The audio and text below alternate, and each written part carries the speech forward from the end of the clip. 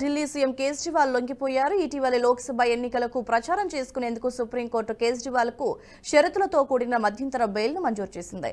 మధ్యంతర బెయిల్ గడువు ముగియడంతో తిరిగి జైలుకు వెళ్లారు. అనారోగ్యం కారణంగా తనకు ఇచ్చిన మధ్యంతర బెయిల్ను వారం రోజుల పాటు పొడిగించాలని సుప్రీంకోర్టులో సీఎం కేజ్రీవాల్ పిటిషన్ వేయగా ఆ పిటిషన్ను సుప్రీంకోర్టు తోసిపుచ్చింది.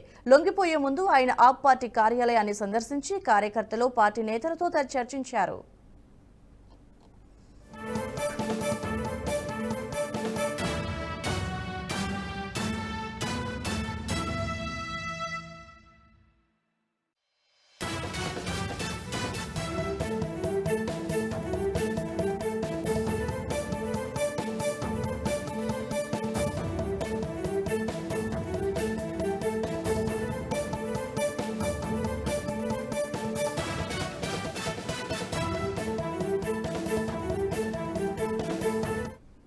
ఈ వీడియో మీకు నచ్చినట్టయితే లైక్ చేయండి, 10 మందికి షేర్ చేయండి. అలాగే కామెంట్ల రూపంలో మీ అభిప్రాయాలను మాతో పంచుకోండి. Nationalist hub group of channels ను సబ్స్క్రైబ్ చేసుకుని తెలుగునాట జాతీయవాద జర్నలిజాన్ని ప్రోత్సహించండి. ఈ వీడియో కింద ఉన్న బెల్ ఐకాన్ పై క్లిక్ చేయడం మర్చిపోవద్దు.